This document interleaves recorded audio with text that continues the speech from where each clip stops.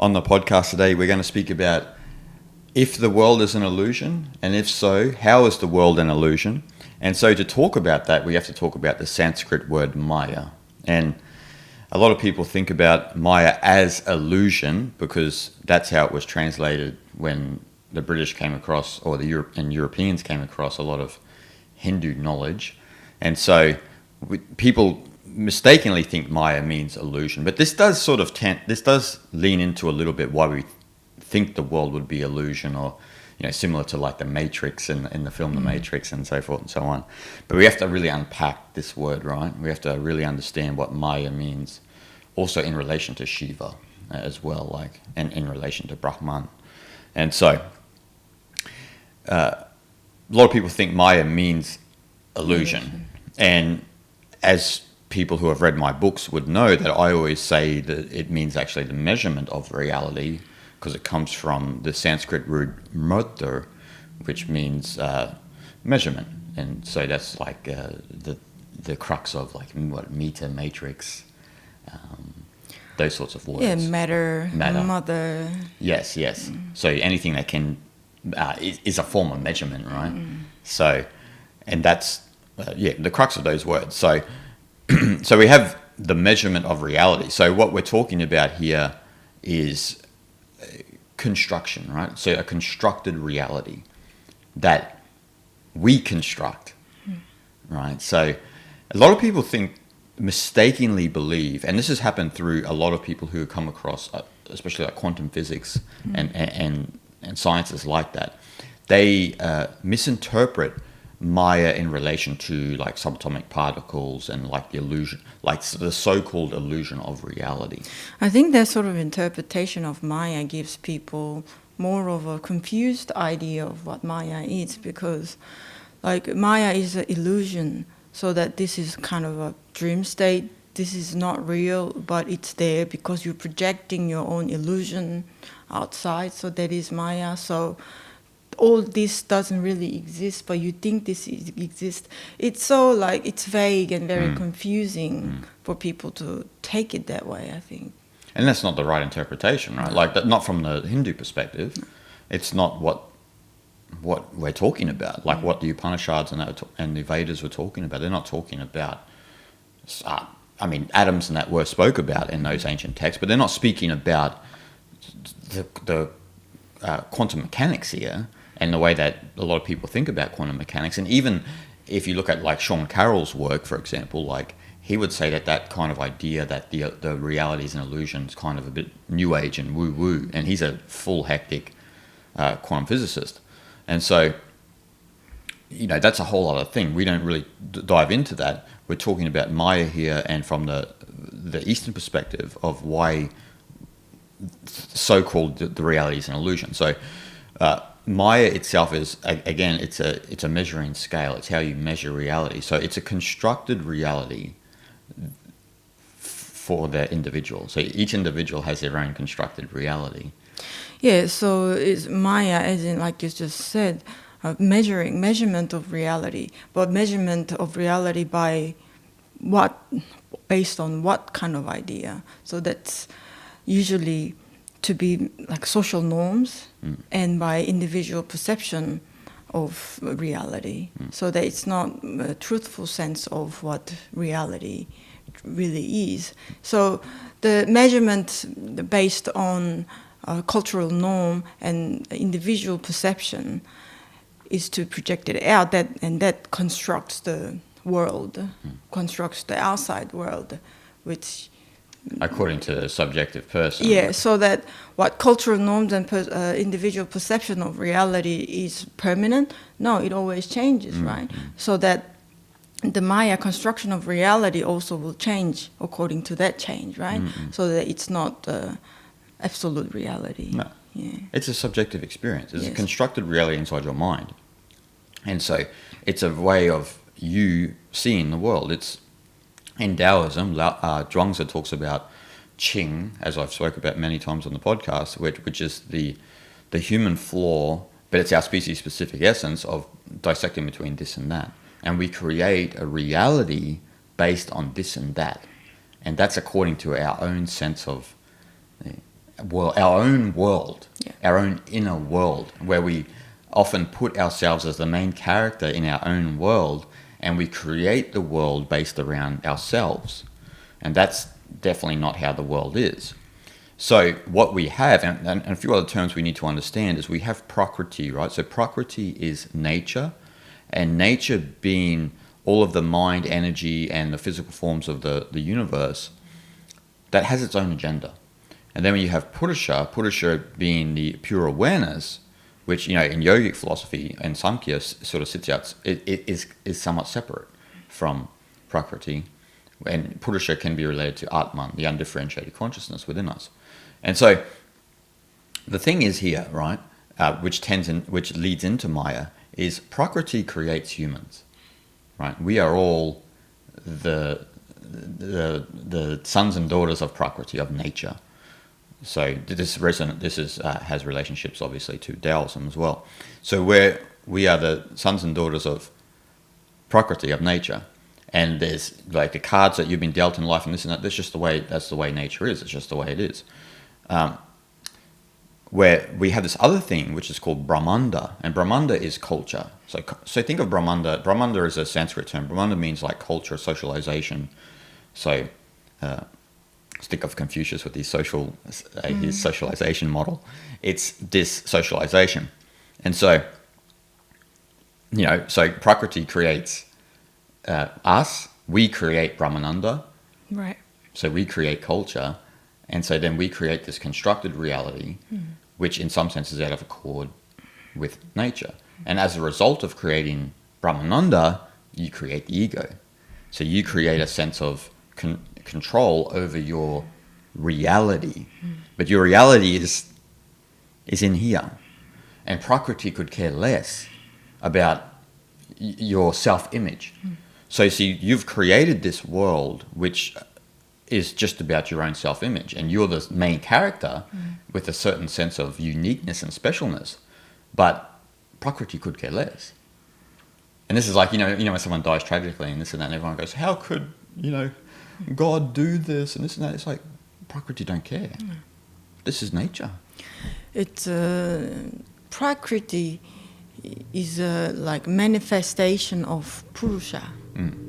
And to follow what you just said is like, so the Prakriti is manifestation of the Purusha, the absolute reality. And us being the outcome of that is a manifestation of Prakriti. And the belief and social norms and these ideas that we create is a manifestation of our personal agenda, right? And that creates the ego. It comes back to individual. So just pure manifested realm. That's all that is. That's all there is. Really. See, the sage and the gurus, the great gurus and that, they understand that everyone has their own Brahmanda. Brahmanda. They all have their own Brahmanda. And so you have your own Brahmanda, I have my own Brahmanda, everyone listening and watching has their own Brahmanda. It's their own, we may have similar worldviews, but they're not exactly the same. We don't see the world exactly the same. We can enlighten each other and so forth and so on. But the difference is the sage understands that everyone has their own Brahmananda. And this is what darshan is, right? Darshan is, when people hear darshan, they think of blessing and this and that. But what it means is the master, darshan means to look, right? But it means to look inside and see the truth, the Atman. So the reason why the guru or the master just looks at you and peers into your soul is because they're looking through your Brahmananda. And it's an act of compassion and empathy, that they understand that you suffer from Brahmanda. You have your own Maya, your own constructed reality in your head, which is eclipsing the actual real reality, which is Atman or Purusha, deep within inside you. So the guru is staring into your Atman. Yeah, right. So that the reason why we can't see that ultimate reality is because of the Brahmanda that we possess, and that kind of obstructs the clear view to the Purusha. Exactly. And our whole path here is to come back to our senses, so to speak, and realize Purusha or Atman, or however you want to term it. And that's that's again where Shiva comes in, right? So Shiva, in this sense, is because if you look at especially the symbology of Shiva, he's an ascetic who's beyond Brahmanda, right? So he's beyond culture.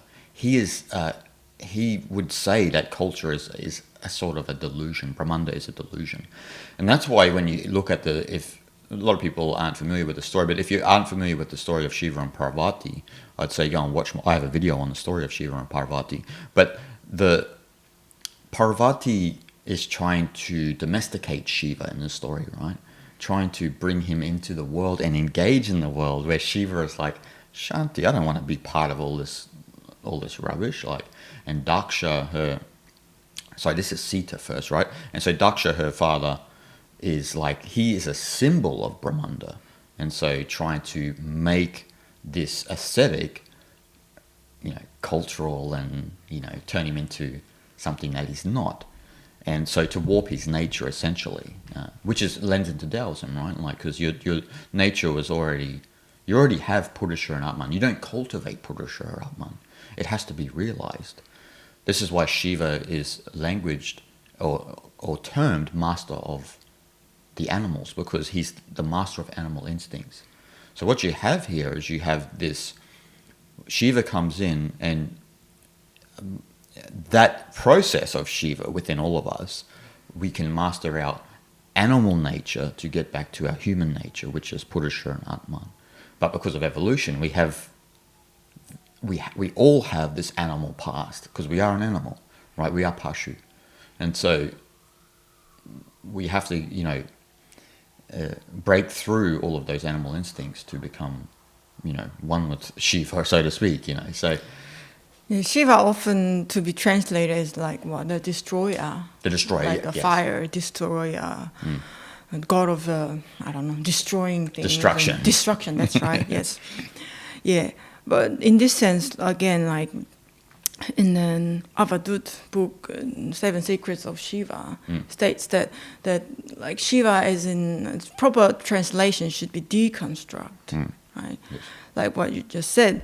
So the process that you're going through to reach the Atman state of being is to deconstruct your constructed reality. So that, meaning the undoing everything. So undoing Brahmanda, we look at Brahmanda, what consists of Brahmanda in each individual, right? So deconstruct every little thing to trace back and to go back to the ultimate reality, yes. Ultimate self. So that destroyer has such kind of a bit of a negative feel to the word, but that may not be the proper interpretation. And so that deconstruct, not really destroying your ego or anything like that, but deconstructing your ego. Yeah. Yeah. Well, it can mean destruction in the sense of your ego, but the problem is that in total, like what you said, it should be language. Shiva should be language as the deconstructor or just deconstruction. And again, this comes back to when Europeans went to India, and when they first came across a lot of the text, they thought that Indians were like a very negative culture. Like they weren't life affirming, because when you look at, if you don't have a schooled mind in Hindu philosophy, then you will look at Shiva with your Christian perception and think that this is like some sort of demonic religion. And how many times have I had emails from people saying, you shouldn't talk about Hinduism on your channel because that's for devils, stick to Taoism. But these are Christian people. They have no idea about the transcended peaceful value of Hinduism and Vedanta and these things, and Shaivism especially. They think that Shaivism is fearful and all this sort of nonsense. Anyway, I digress. That's a side note. You know what I mean?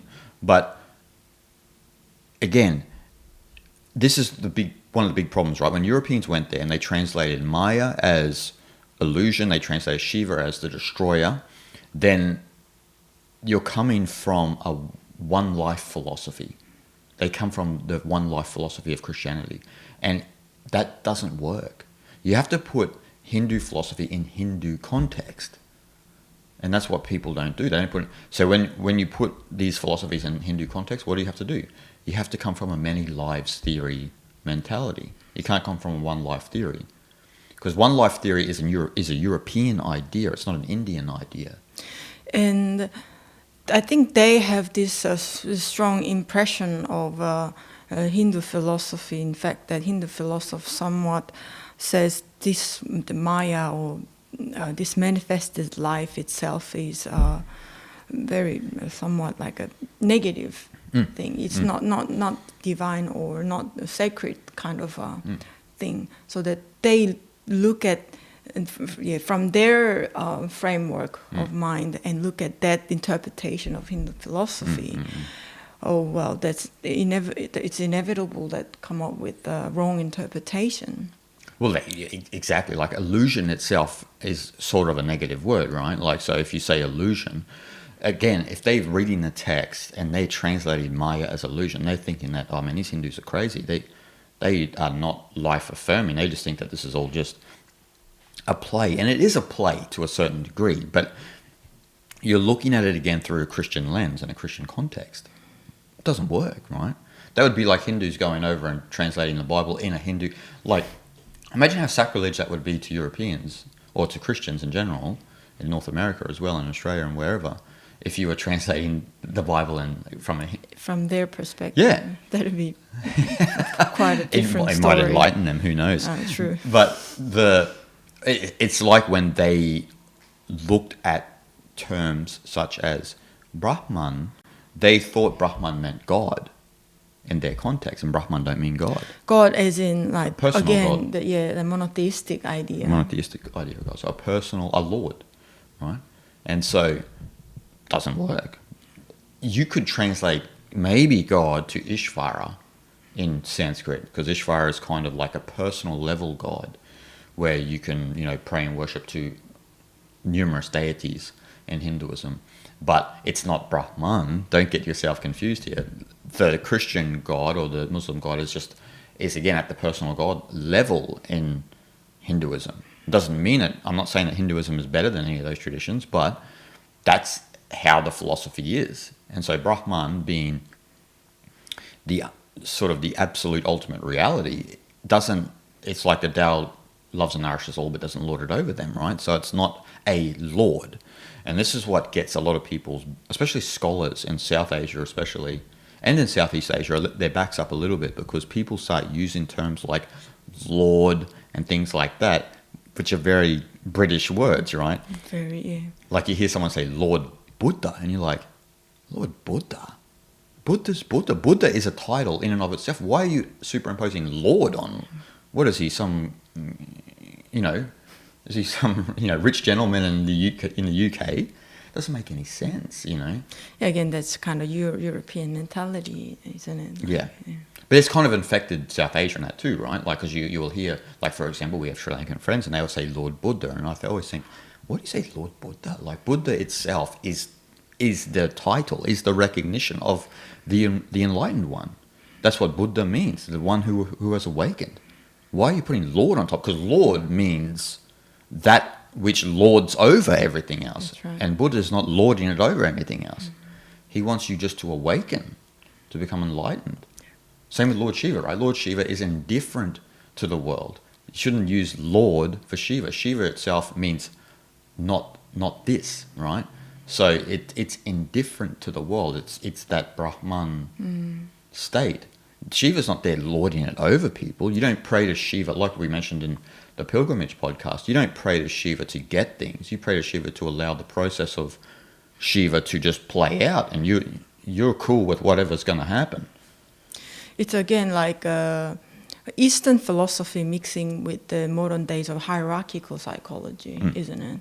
Like that's why Buddha or Shiva, those beings, the existence of these beings, you feel they are like above you, like somewhat, but in a more like humble style.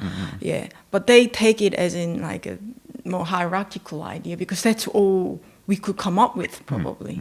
That's why, I mean, they would say, in a sense, the respectful sense, but that very psychology itself is not quite matching the traditional sense of this philosophy. It's foreign to it, actually.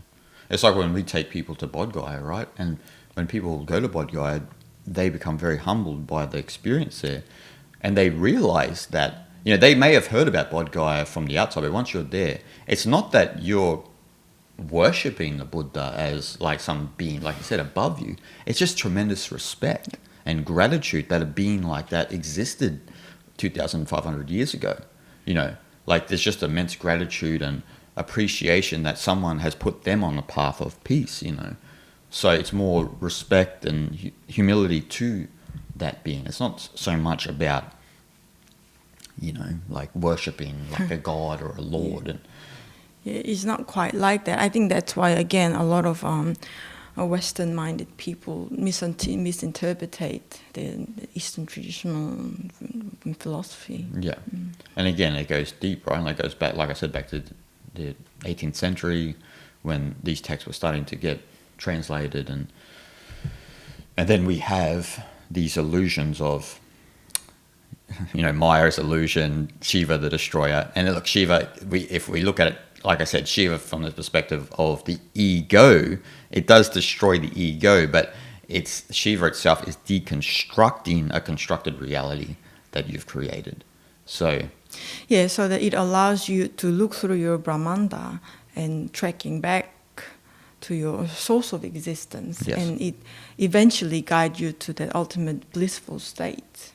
Exactly. So you have to essentially go beyond the senses, right? Like that's what Shiva is, and the master of animal instinct. And so as a spiritual seeker, you're looking for what they would call tapas, or tapa, which means like intense spiritual cultivation. Heat, it can mean heat, so the heat produced from spiritual cultivation. And this is the process of Shiva, right? To break down that constructed reality, that Maya you have, so you realize that that you are fundamentally Atman. So the pashu, the animal, becomes a human, or becomes divine, so to speak. So we essentially create Maya out of fear of death, right? This is one of the things that we need to understand. We create Maya out of the fear of death. We create Brahmanda out of the fear of death. And that's because the one thing that makes us different to other animals, right, is imagination, right? We can imagine a reality beyond the senses, right? So what's the reality beyond the senses? The reality beyond the senses is Shiva, right? So a dog can't, well, as far as we know, doesn't imagine a reality beyond its reality as a dog. So the difference with a dog is that because a dog doesn't have an imagination, it doesn't create a constructed reality. And this is the pitfalls of being a human, right? So we have the ability to imagine things, and imagination is a beautiful thing, but we begin to imagine, but our imagination can have a negative impact on us because we create this constructed reality. We create a Brahmanda, like we create a culture and a socialization, and we create this sense of aham, the ego, right? That we think we are the center of the universe, of our own play. So we imagine something beyond our senses, something beyond in this reality. And from that imagination, we get some sort of conclusion, some sort of like personal outcome of that. And you take on board and you project outwardly from your own imagination. And that builds your own idea, own agenda of the world, right? Yeah, exactly. So imagination, it can be a good thing, it can be a negative thing. Like, so you're creating that. So for example, imagination does give us the ability to contemplate that there is a reality beyond the senses, right? Call it Shiva, call it whatever you will, beyond this life. It gives us a chance to think about that. But like we create the constructed reality out of fear of death, right? But we can use that to become liberated from the fear of death. So if we look at imagination, so, you know, if we want to go deeper into it, like everything that we think of, like God, immortality, these are all products of imagination, deep down, right? So when you understand that, and you are not possessed by a constructed reality, because you've got out of Maya, you've got out of fear, because Maya was created as a result to the fear of death, then you are no longer possessed by the fear of death. So you are essentially liberated from death, do you see? So that's where this liberation model, in some sense, especially in Shaivism, comes from, is that we are all, in some sense, functioning in our life because we fear the inevitable, right? We fear death. We have this existential angst, right? Because in reality, we're just part of Prakriti. In reality, we're just part of Prakriti. We're just like any other animal. We are going to die. But we create Brahmanda. We have this Maya constructed reality because that keeps us safe. Creating the ego keeps us somehow safe from this fear of death. It doesn't, as you know, because that's why people suffer in the end, because they are so attached to their constructed reality.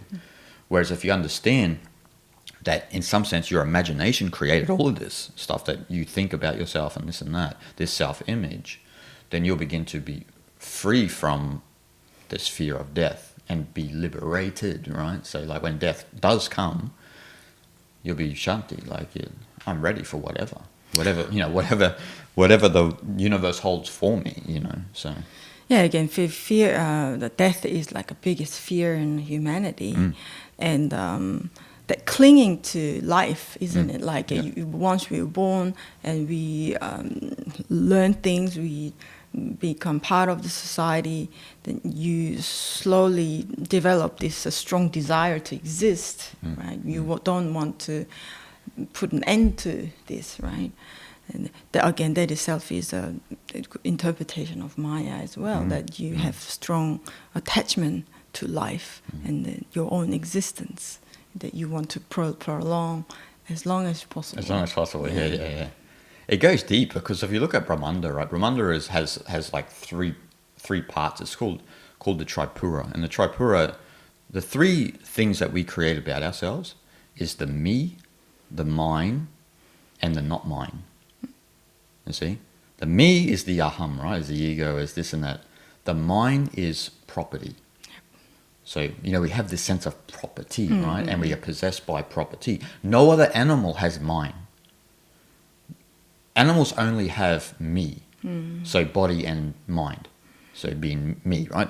Dog knows that this is me, but dog doesn't know that over there's, you know, I mean, they have an association to the master and so forth and so on, but it's not so heightened as, well, you know, we have mortgages and not in a possession sense. Not in the possession sense. Yeah.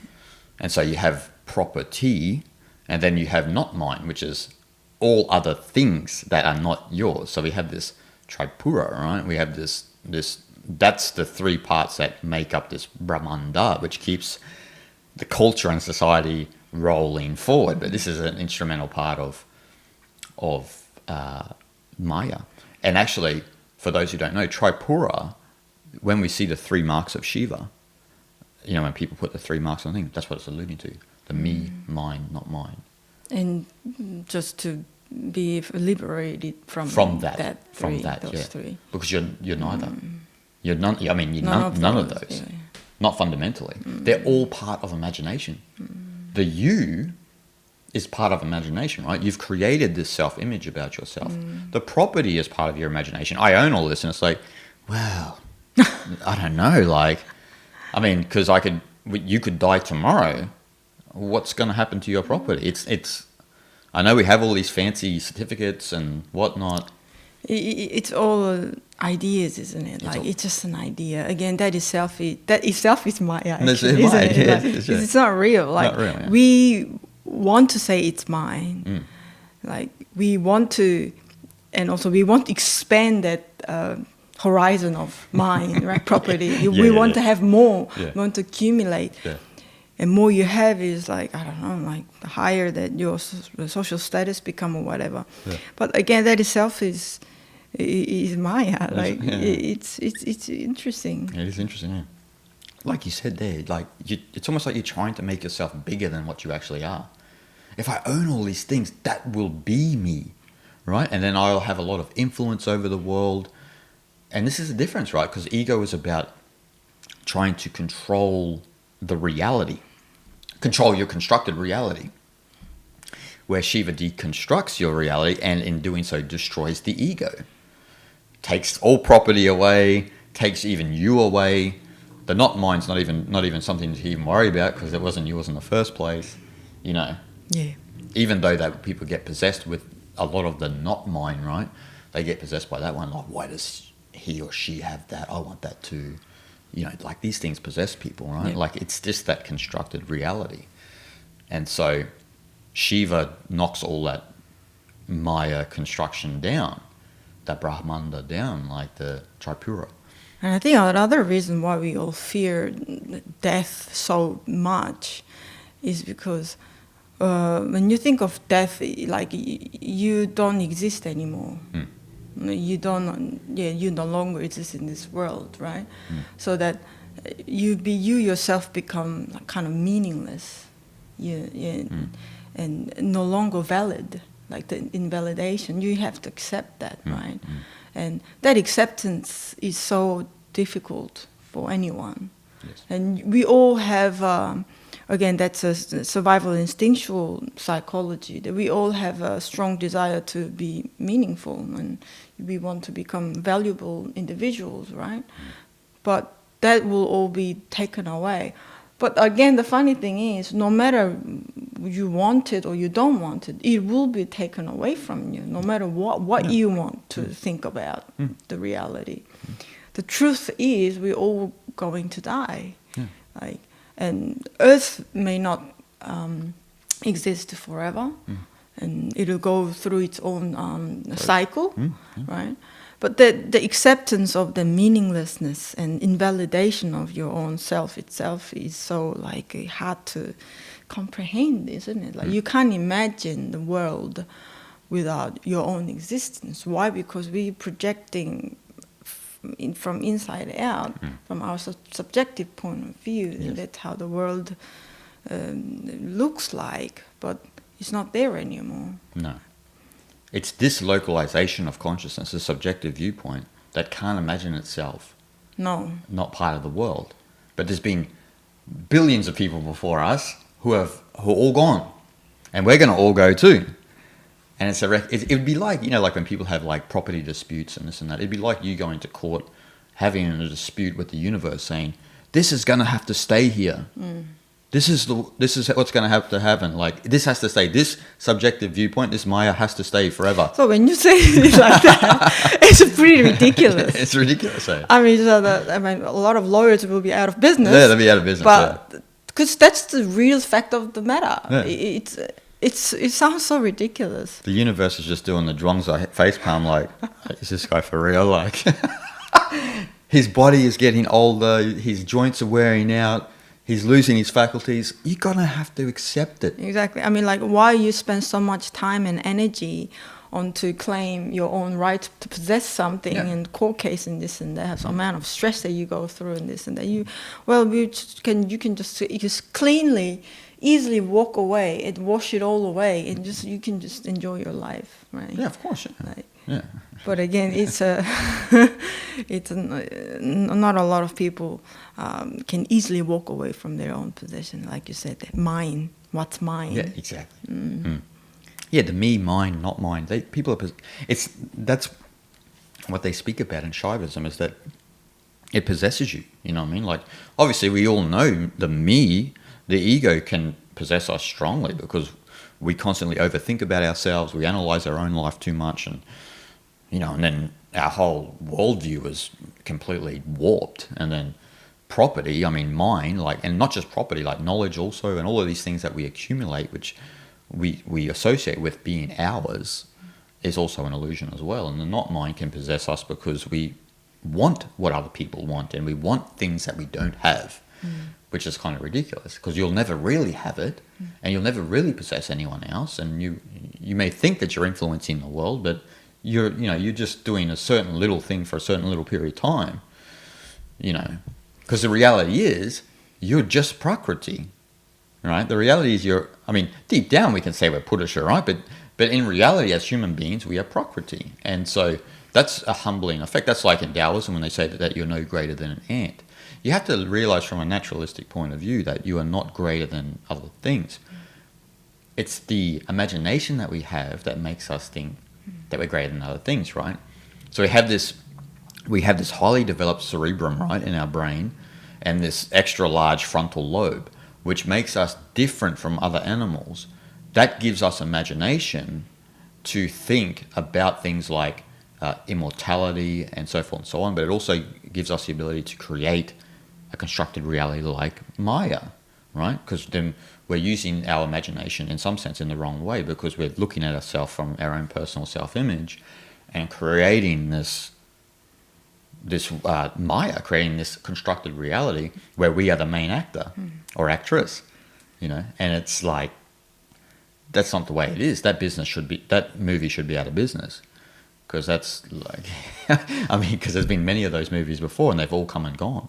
They don't last the test of time. So the terminology in the Tripura that you mentioned, me, mine, and what's not mine, that it's so simple terminology, but that kind of knots everything down, I think.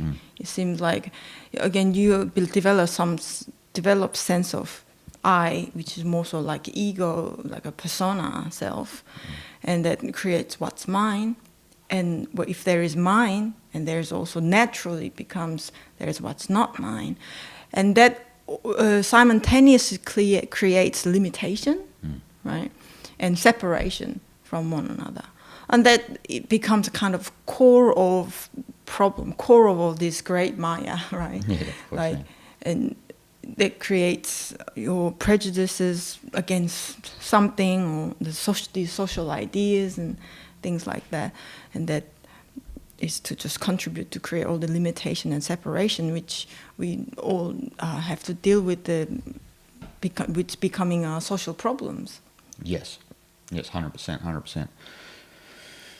And it's about trying to get through that Tripura, right? Yeah. Trying to break through that, and obviously you have to break through that through spiritual practice, but you have to realize that your whole life is possessed by this form of Brahmanda, this form of this three split of me, mine, and not mine. And a lot of people, the problem is with the way that the world is set up is that we're operating from the Tripura, right? Yeah. The whole society is fun. Doesn't matter if you go to Australia, Korea, America, the UK, South Africa, wherever. It's all operating from Tripura. There's me, who apparently we should really prop up.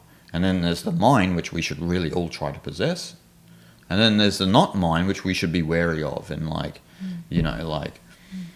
and so we've created this, it becomes a social reality, right? But again, it's no surprise that in Brahmanda, in culture, that those three parts are the essential parts of culture, right? Where Shiva, being the complete opposite and the one who breaks down culture, doesn't possess anything, Hence the story in Shiva. Shiva's just hanging out at Mount Kailash, like Shanti, Shanti, Shanti. He doesn't even go south to engage with Daksha, engage with culture until Sati comes along, and then you have that whole marriage story and so forth and so on. But his nature is completely untouched by this Tripura. Hence the marks on the head, not touched by the Tripura. And so because we've all been born, we're all Shiva, right? But we've all moved south into Brahmanda, into culture, and we've engaged with the world, and then we uphold this Tripura. This is our worldview. It becomes your worldview, right? The Tripura is the worldview of Maya, right? That's the worldview of kind of like the framework of the constructed reality, even though the nuance of your constructed reality would be different to mine. It's little subtle differences and little tweaks here and there, Again, I was watching, as you recommended me to listen to this Swami Sarvapriyananda's talk on Maya, and I found something really interesting that his interpretation, or more so maybe the Hindu philosophical view on the Maya, is like to give up the avidya Maya being ignorance of Maya. So that Maya is there, right? This constructed world, the manifested world is out there, but we exist in it, right? And this the persona and ego and possession and all these things, we know that it's more so destructive to our own spiritual growth, right? In this Maya. So to ignore this manifested world is not really gonna get you anywhere, because we are in it already. Yeah. So it's to move into Vijja Maya, which is acknowledging the Maya. So, and you work with it. You work with this manifested world itself is kind of your own spiritual path of liberation. Yes. So that is to say, Maya itself is not totally negative thing. No. Actually, negative or positive thing, but we like to just give a negative connotation to it, but to take it as a like a good use, or give us a good opportunity to take on the spiritual path of liberation from the experience that we have in the Maya. Yeah, but like you said, it's not neither negative or positive, but it usually tends towards the negative, right? Like, and again, like we've been talking about, Maya itself, the constructed reality in our mind, is only the result of our over-enlarged brain. Yeah. That's why other animals don't have a Maya, because they don't have like a largely developed cerebrum, and they don't have a large frontal lobe where the prefrontal cortex is and this and that, but we do. So we can imagine, and then we can create a reality, you know. And again, like Swami Sarvapriyananda is talking also about the manifest reality a little bit, being Maya in that context. But if you look at it through different other lenses, like it's just Prakriti out here. It's just Prakriti. It's the Maya is the superimposition of your reality onto Prakriti, right? So your imagination of what Prakriti means to you. Yeah, that is Maya. That is Maya, where it's just Prakriti. You know what I mean? It's like it'd be like looking at a tree and trying analyzing like what the tree's doing and this and that, and it's like it's just tree, man. It's not you're analyzing the tree, but the tree is just tree. It's the reality, the Prakriti, the nature is just what it is. You know, in Buddhism, one of the core teachings of Buddhists is to be able to see as things are, as they are, right? And what stops you to see the reality as they are is your own mind, right? Yeah. And to become free from your own mind is to be able to see the reality as it is, right? And that's, again, like coincide with the world, the manifested world is just purely Prakriti. And comes to that understanding is a kind of coincide with that kind of teaching, isn't it? It does, yeah.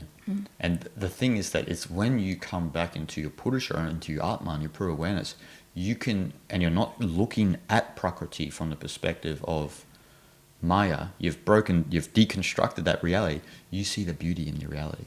It's like that scene in American Beauty where the young boy tells her, he films the plastic bag. And it's a really profound moment in the film in American Beauty where what seemingly is just an average film sequence of just this plastic bag floating around, it's actually quite beautiful when you see it from a certain deeper level. When you see it through your own Maya, through your own ego, it's just like, well, this guy's lost his mind. He's like filming a plastic bag floating around and this and that. But you're not seeing the beauty in nature, right? And so one of the things, and especially in yoga, they say that the purpose of Prakriti is to give birth to Purusha, right? Nature intentionally created us for us to come back into that pure state that can just witness the beauty of the world, you know. But as you know, with Maya, we don't witness the beauty of the world because we create the artificial reality in our mind. We superimpose it onto nature, and then we think that nature is a certain way, you know, according to our own subjective viewpoint. But it's not. Yeah. When we try to talk about the contemporary period of time right now, is to ever growing and thickening the Maya, isn't it? Because of this overflowing information, whether that's correct or incorrect. Yeah. There's so much information out there, we don't know how to filter these through, and we just take on board if it sounds plausible, if it sounds right to you, even if that's, you know, not proven or anything like that. And we just take on board and we develop our own belief system from it, and just Maya is to become too grained that you no longer break out of it. And we create these like really some funny wacky ideas into nature, and we become handicapped to see the nature itself, and that handicap is becoming like a bit very severe, so that almost for some individuals there is no way back. You know, They can't witness the beauty. You can't. I mean, you can try, but almost like sometimes it feels like pointless even trying, because it seems like there is no potential anymore. Could you imagine if you said to the Sapta Rishis, like who understood it, who brought this knowledge to humanity back 3,000, 4,000 years, if you said to them, because they lived in the time they're talking about this, right? They're talking about Maya. Imagine you said, hey man, we want you to come to our time. They'd just be like, oh my God, what is going on? Like you said, like it's so thick. Like it's getting thicker because like you said, information overload. And another thing, and especially in the modern times, is this identity politics, you know what I mean? Like this game that people are playing. And Eastern spirituality is completely against identity politics. You're supposed to break down your religious tendencies, your nationalistic tendencies.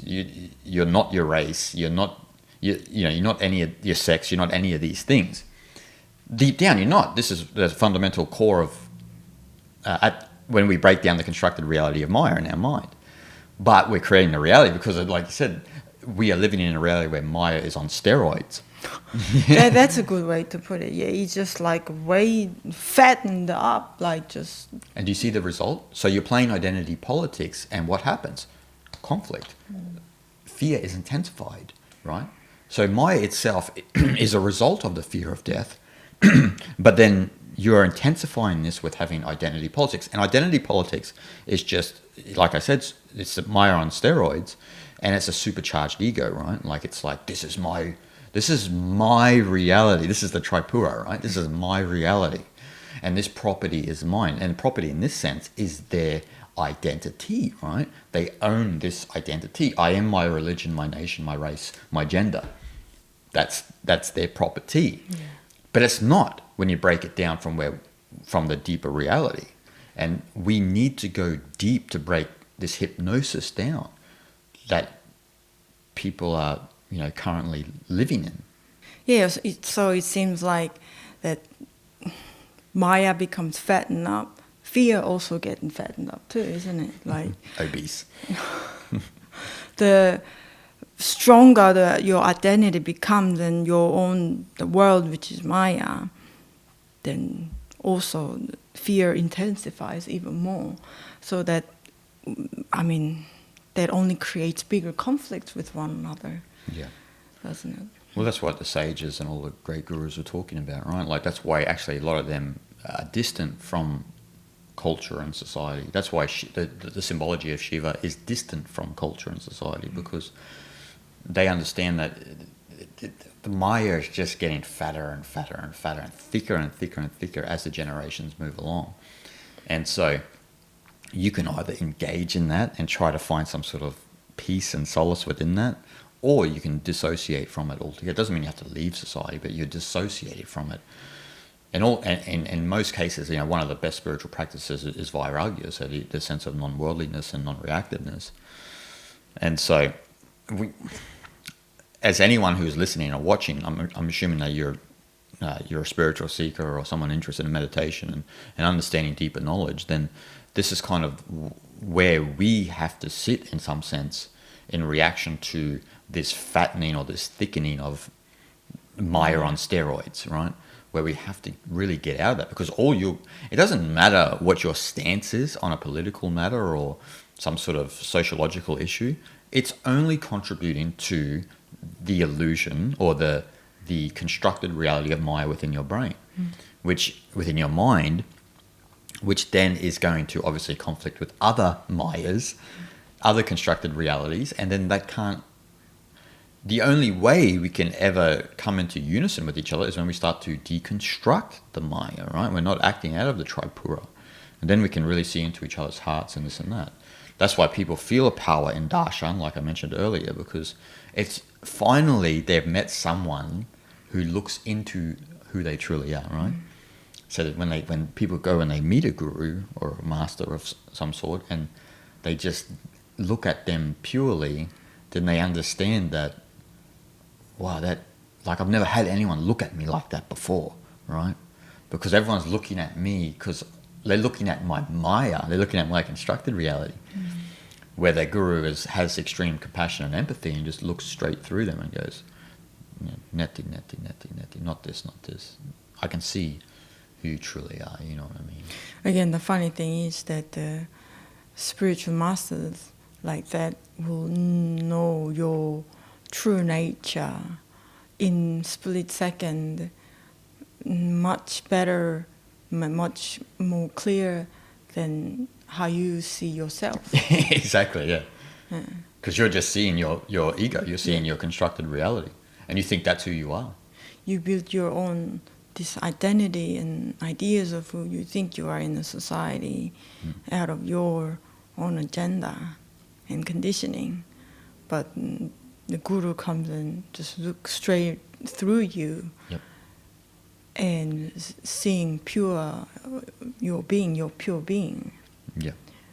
That's why when people still go to ashrams or monasteries now, where great masters or gurus have existed, there's a feeling of that darshan still there. The energy of the place is still there, where, we've been in many places and I feel like that master's still looking at me and like going, not this, stop pretending to be this person that you're not, you know what I mean? Like, stop acting out of Maya. That's eclipsing the actual real reality. All is Brahman, but you're looking at it, you're just looking through this illusionary lens that you have, like rose-colored glasses, and you're looking at reality and you think reality is a certain way. It's an ever-growing, this idea of building a strong identity is kind of a bit of a worrisome, because like maybe most of people will pass away without realizing that realm of Prakriti, for example. Because during the entire lifetime, they've seen the world from the pure identity, that strong identification point of view, right? And not being able to see the true sense of reality. And the building the strong sense of identity is only going to lead you to having that moment in your deathbed, that not realizing true sense of reality. You will just move on without knowing the truth, right? Yeah. I think it's tragic. It's tragic, yeah. Because people are living their lives from that, and they're dying in that reality. Yeah. You know what I mean? Like they are living in that constructed reality, and they're dying in that constructed reality.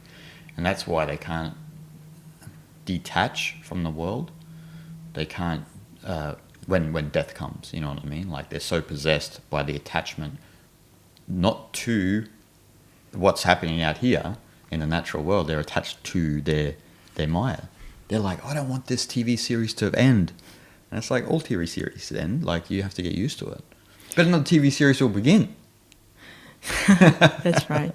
It's and also like nowadays that having strong opinion in political matters itself, they believe it builds their strong identity, right? Yeah. It's part of their identity, and they want to establish that to establish your own strong identity, right? And whereas none of that really matters in the end. No. That's not real real, and people have a strong belief in that, and I would like people to be awakened from that. Yeah, from that hypnosis. Hypnosis, yeah. Well, what we're speaking about today is, in everything that we speak about is likely the deeper stuff that we can talk about, because if we look at the world and we look at people in general, if everyone knocked down their own constructed reality, if they allowed the process of Shiva to take place, the deconstruction of Maya, then we would live in a completely different world. We wouldn't live in conflict. We would finally listen to each other, and we wouldn't have an associated identity. So we wouldn't associate with certain things like, that supposedly divide us. So that would completely transform the world. Now, is this knowledge going to get out there on wide scale? I doubt it, because this knowledge has been around for a long, long, long time. Longer than most, let's be honest, probably longer than any spiritual tradition. But it still exists today because it's true. If you've went through any sort of spiritual process, meditation or whatever, and sincere deep contemplation, then you'll understand that this is true. And once you start to deconstruct your Maya, you start to come back into that field of Purusha, and you start to actually be free from the fear of death, and then as a result, free from the illusion of separation. And that leads to free of suffering as well. Freedom of suffering, yeah, exactly. Yeah, because suffering comes from the attachment. Exactly. And Maya is full of it. Exactly. Well, Buddha would say you suffer because you think you're this person, right? You're suffering because you've created a person that you think you are, and you crave the longevity of its existence. But there's just no chance, right? Like, it doesn't matter how much you hold on to that existence. Okay, if you're a young person, you're 20, you may still get another 80 years if you're lucky, 80, 90 years of holding on to that. But you will have not... It's like, playing a computer game, and there's a secret cheat code in the computer game, right? To finish the game. But you don't know the cheat code. So understanding what we're talking about today is like the cheat code in a computer game. Here's the cheat code, man. Your constructed reality is creating all this suffering, creating the illusion of separation, and it's all created out of this fear of death, because you're scared of the inevitability of your own mortality. Yes. And so you haven't accepted yourself as part of Prakriti. But once you do, then you begin to liberate yourself from the fear of death, and you begin to understand what Shiva is. And Shiva is that immortal aspect that our imagination didn't create, but intuited something about itself, right? Something about reality. Like, because as humans, we naturally intuited that can't there be a reality beyond the senses, right? And so then you have practices like pratyahara and that, like the withdrawal of senses and this and that. And so probably, crazy spiritual nuts like us back in thousands of years ago were like withdrawing from the world to see if there was another reality that existed. And there is. But it only exists in the deconstruction of Maya, right? So, and that's why I'm saying it's the deepest knowledge that there is. Like, if you give this to anybody and we all started to operate from this perspective, imagine what would happen. Yeah, in the world of Maya, which is a constructed reality, it only has that it's a mortal world. Yeah, like it's limited, and nothing is everlasting. Nothing. It's like a mini series. Yeah, like permanent. Yeah, it's just a continuous series, the mini series, continuation of mini series in your lifetime. Yeah, exactly. in Prakriti, yeah, right? So that in many ancient texts saying the path to immortality is that realm of understanding that Shiva, that this deconstructed element, the understanding that power of Shiva, Yep. and that is to get to that immortality, path of immortality. Yes. And again, like in Taoist practice, like martial arts and Chinese medicine and things like that, will say to go beyond mortality and go transcend into the realm of immortality. But some people take it in a very literal sense, right? Yeah. Like, and they do some wacky experiments. Yeah. Whether They you're go- gonna they physically die or you don't die, Yeah, they go and full nuts. jump in the boiling oil Yeah, or stuff yeah, like that. yeah. But that's not what, I don't believe that's not really what the ancient No. philosophy really meant. No. It was to be understood as in transcendence of your persona and go beyond that realm of Maya and to be able to walk into the realm of immortality, which is Shiva's Yeah. world. Shiva's world, Yeah. Brahman. Yeah. That's it. Like it's, well, you hit the nail on the head. It's the immortality, the enlightenment, the transcendence is beyond Maya, right? Like it's deconstructing that world. It's not like feats of strength, like jumping in boiling oil and stuff like that. That's for like fakirs, you know what I mean? Like that's like the fakir path. And that's all well and good. That's its own thing, right? That's to prove that there's siddhis involved and stuff like that. But again, if you have siddhis and of all of these powers, that means that's meaningless in relation to, you know, what we're talking about. So you have to go beyond that, and you know, it's like what you were talking about before. Like you have to, in some sense, like because the way Prakriti is and this and that, you have to come to the conclusion that in some sense you are meaningless, right? Like what we were mentioning before, like you have to, and meaningless in the sense that you are a mortal being, like you are going to die, and there has to be a radical acceptance of that. And once there is an acceptance of that, you begin to break down this constructed reality, and then you begin to then come, like you said, come back into that field of like Shiva's playground, right? Like where it's the freedom from suffering, freedom from death, freedom from, it's, you know, liberation, right? It's liberation. So, and that's where we all should be headed with our spiritual practice. And you know, that's why they mention tapas in especially in South India as well, where you're in the fire of Shiva, right? Tapas means heat, so you're in the fire of Shiva, where you're engaged in deep spiritual practice and in meditation and contemplation and studying the great texts, and you're in this fire and you're burning out all of this constructed reality. Yeah. So that's where Shiva and Vishnu are a little bit different. I think I mentioned a little bit earlier, where Vishnu is kind of like, especially if we look at it from the, you know, a lot of the Vaishnava texts like Bhagavad Gita, you know, basically the Mahabharata, where you have Vishnu's wants you to be a householder, right? But to follow your own dharma, to follow your path. Where Shiva's saying, you know, obviously later in the stories of Shiva that through Parvati and that there's a way of that somehow you can engage with the world but you're not touched. It's completely, they're different things, like where Shiva is kind of more renunciate, where Vishnu is more like engage in the world. And Like Shiva is a lot, and Vishnu is strong. Yeah, a little bit like that, yeah. A little bit like that.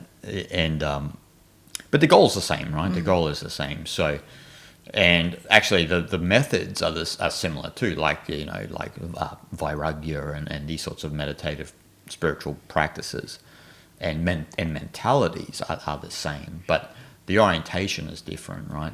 So Vishnu is kind of a proponent in some sense of culture, of Brahmanda, where Shiva says Brahmanda itself is an illusion.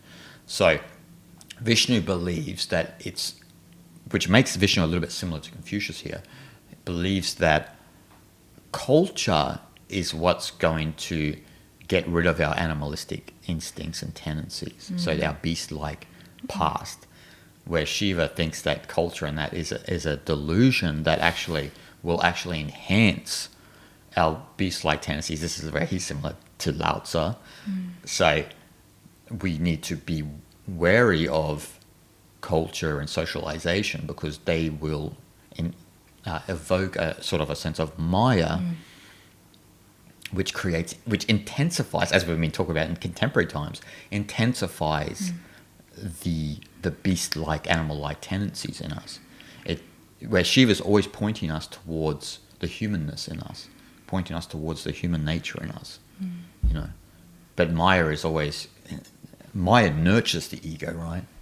It nurtures the ego, so it intensifies the animal instincts in you.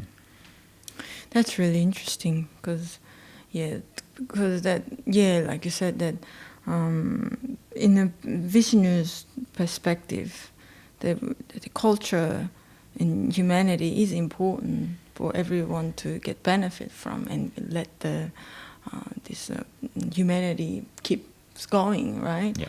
So that they're taking role as your own dharma in your lifetime. But again, that itself can give you a false idea of who you are as well, Yes. in a sense. Yeah. But again, that's where Shiva comes in. Because any kind of role or position in your family or society can give you like a false idea of an identity of who you are. It itself can be a bit of a fantasy. Yes. Yeah. Yeah. And that's what can happen through culture, right? That's what can happen through socialization, like what you said. And so even though that, you know, the goal is the same, if you look at it from the Vaishnava and the Shaiva perspective, you would then have to also, in some sense, lean towards that. Like you said, like the problem with the Vaishnava view can be that illusion, right? That hypnosis, that culture, and that is going to be, it's going to save you in some sense. And when, you know, Shiva being the complete renunciation of like culture and the domesticated life, so to speak, it reveals the natural world. Now, I guess for Shiva's perspective, the Vishnu's idea could be almost like the justification of your role in the society and culture. Yeah, that itself is Maya, actually. Yeah, that's again, it's still Maya, right? Like, so if you're looking at it from the Maya perspective, Shiva is, and that's why Shiva is the deconstructor, because it deconstructs that reality. Again, you go into it, it's deeper place, right? Like, for example, I think if you're a bhakti yogi, obviously a lot of bhaktas are Vaishnavas, right? So it's about like, you know, embracing the world, engaging and loving the world in that way, and there's nothing wrong with that. We can all sympathize with that, and we all do that at times, right? But if you go into the jnana level, if you go into jnana yoga, you go into the deeper, the knowledge of self, then you're getting into that you have to be in the Shiva realm. You have to be in the realm of the deconstruction of Maya, the deconstructor, right? Because you're ceasing this habit that we have to construct a reality for ourselves. Because we can even construct a reality for ourselves as a devotee or a devotional person, right? I'm a devotional person, and this is what I do, and this and that. That's still all Maya, in the end. Yeah. You know, so I mean, Shiva burns all that out. That's why fire is the symbol of Shiva, right? So it strips everything away. And I think that one of the ideas in Shaivism is that Shiva strips everything away to reconstruct the real self, right?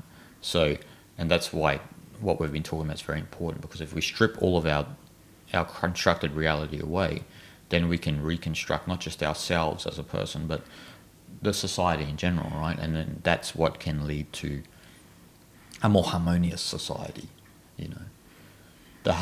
We don't live in a harmonious society just because of what we're talking about today. If people said to me, why don't we live in a harmonious world? That's the reason. You've constructed a reality for yourself. You've superimposed it onto Prakriti, which in and of itself is innocent. Prakriti is just innocent. It's just chilling. It's just nature. It's just chilling. But what happens is you construct a reality in your mind which creates the ego, and then you think you can control nature But you can't control nature. Nature's going to spit you out if you keep trying to do this. But Shiva's like, don't just leave nature alone. Let Prakriti do her thing. Let her chill. And then you accept it for what it is. And you accept your own plight in your life as a result, you know. Instead of whinging about it and complaining about the cards that you've been dealt, you know. Where if you said that, say if Shiva was actually a person, if you said that to Shiva, Shiva would just be scoffing hard. Like, what you talking about? Like, what are you whinging about? Prakriti is just Prakriti, just does her thing. You've superimposed an idea onto what nature should be doing for you. Again, you're still the center of the play. Your self-image is the center of the play.